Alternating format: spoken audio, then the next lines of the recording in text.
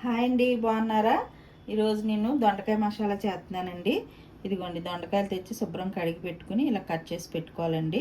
కాయ పలంగా కొంచెం కొత్తిమీర, కరివేపాకు, 4 పచ్చిమిర్చి, కొంచెం చింతపండు నానబెట్టుకోండి.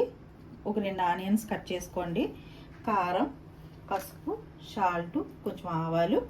ఇదిగోండి, ఈ మసాలా కోసం కొంచెం చిన్న ఇంచు అల్లం, వెల్లుల్లి, కొంచెం పచ్చి కొబ్బరి ముక్క, 4 లవంగాలు, చిన్న దాచిన చెక్క, 1 స్పూను జీలకర్ర, 1 స్పూన్ ధనియాలు, 1 స్పూన్ గసాలు. వీటితో మనం మసాలా చేసుకోవాలండి. స్టవ్ వెలిగించి బాండి పెట్టి ఆయిల్ వేసానండి. ఇదిగోండి, కొంచెం ఆయిల్ వేసాను. కొంచెం ఆయిల్ వేయగానే కొంచెం పసుపు, అదిగోండి ఆయిల్ వేసి పసుపు వేసాను. హీట్ అవుతుంది కదండి. ఇప్పుడు మనం ఇలాగ కట్ చేసి పెట్టుకున్న దొండకాయలు వేసేసుకోవాలి. ఇలాగ దొండకాయ పళ్ళంగా ఇలా వేసేసుకోవాలండి. ఆయిల్లో కొంచెం ఈ దొండకాయలు కొంచెం ఫ్రై అవ్వాలి. ఫస్ట్ కొంచెం పసుపు వేసుకుని కొంచెం ఇవ్వండి సాల్ట్ వేస్తే కొంచెం మంచిగా మొక్కకి సాల్ట్ పడుతుంది, తొందరగా మగ్గుతాయి కూడా అండి. కొంచెం ఈ దొండకాయలు ఇలా మగ్గు పెట్టుకుందాం. మూత పెట్టేసి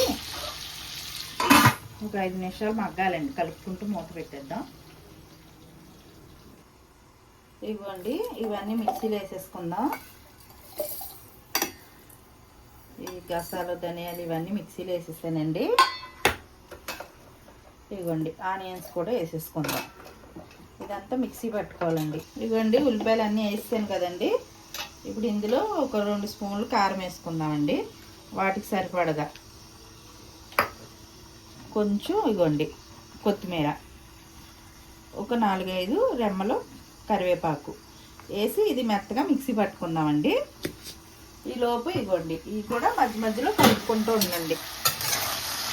ఒక 70-80% దొండకాయ చక్కగా మగ్గాలండి. మనం ఆల్రెడీ పసుపు, సాల్ట్ వేసి మగ్గివేస్తున్నాం, ఇంకేం వేయలేదు. ఇంకొంచెం మగ్గాలండి. ఈలోపు మిక్సీ పట్టుకుందాం. ఇదిగోండి, మరి మధ్య మధ్యలో ఇలా మూత తీసి కలుపుకోండి. మగ్గిపోయి వచ్చినాయండి. ఇంకొక 2 నిమిషాలు మూత పెట్టేద్దాం. కొంచెం మగ్గితే మిగతా ప్రాసెస్ చూద్దామండి. ఇవ్వండి, మళ్ళీ మూత తెద్దామండి. చూసారా, అలాగ మగ్గేలా చూసుకోండి. అదిగోండి, మగ్గిపోయింది. మిగతాది కూరలో మగ్గుతుందండి. మనం ఇది తీసేసుకుందాం ఒక ప్లేట్లోకి. ఇలా తీసేసుకోండి. మొత్తాన్ని ఒక ప్లేట్లోకి తీసేసుకుందాం.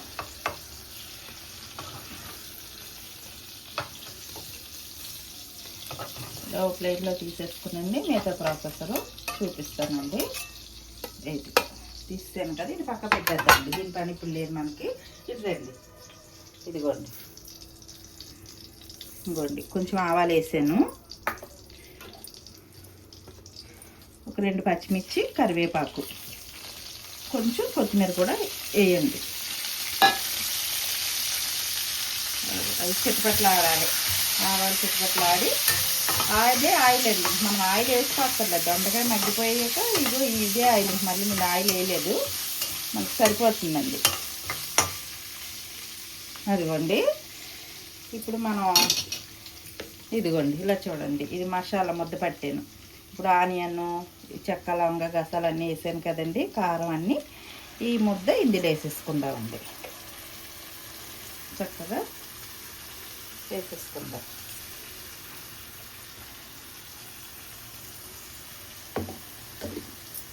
ఇది బాగా వేగాలండి. పచ్చివాసన మొత్తం పోవాలి.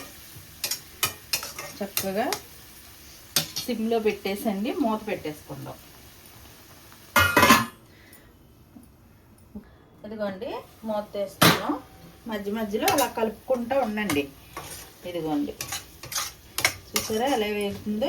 ఇది మసాలా ఎంత వేగితే అంత టేస్ట్ అండి మనకి. ఇది వేయించుకోవడంలోనే ఉంది. చూసారా, ఇంకొక 2 నిమిషాలు మూత పెడదామండి. కొంచెం పచ్చివాసన పోవాలి. ఇదిగోండి, 2 నిమిషాలు అయింది. చూసారా ఆయిల్ ఎలా తేలుతుందో. చుట్టూ అలా ఆయిల్ తేలేలాగా వేయించుకోండి. ఇప్పుడు మన ఈ ముందు వేయించుకున్న ఈ దొండకాయలు ఉన్నాయి కదండి, ఇవి ఇప్పుడు వేసేయండి. మసాలా అది బాగా వేగెట్టి దొండకాయలు వేసేయండి. దొండకాయలు వేసేసి చక్కగా అటు ఇటు కలుపుకుని ఇప్పుడు ఆ మసాలా అంతా ఈ దొండకాయలకి పడుతుందండి. అదిగోండి అటు ఇటు కలిపి సిమ్లో పెట్టండి. దొండకాయలు వేసాక సిమ్లో పెట్టి ఇప్పుడు మళ్ళీ మూత పెట్టేద్దాం 2 నిమిషాలు. ఇదిగోండి అదిగోండి మూత తీసి మళ్ళీ మధ్య మధ్యలో ఇలా కలుపుకోండి.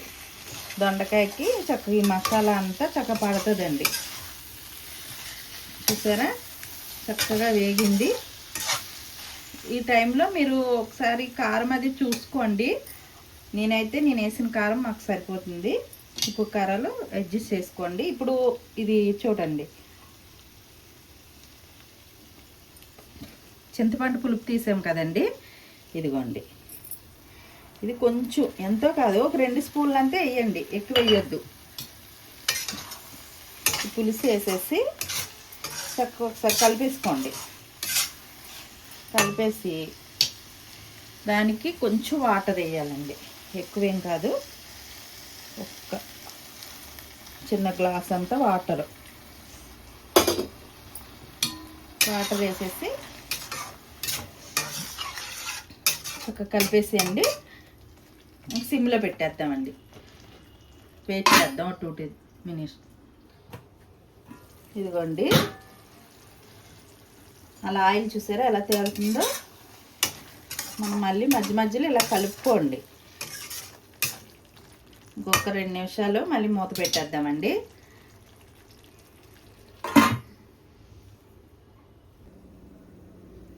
ఇదిగోండి మూత వేస్తున్నాను. అదిగోండి చూసారా చక్కగా దగ్గరగా అయిపోయింది కదా. ఇంతేనండి, ఇంకెంతకన్నా దగ్గరగా చేసుకోవద్దు.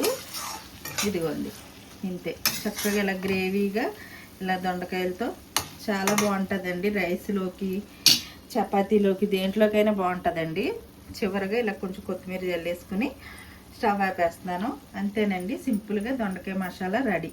నచ్చితే మీరు కూడా ట్రై చేయండి, సబ్స్క్రైబ్ చేసుకోండి.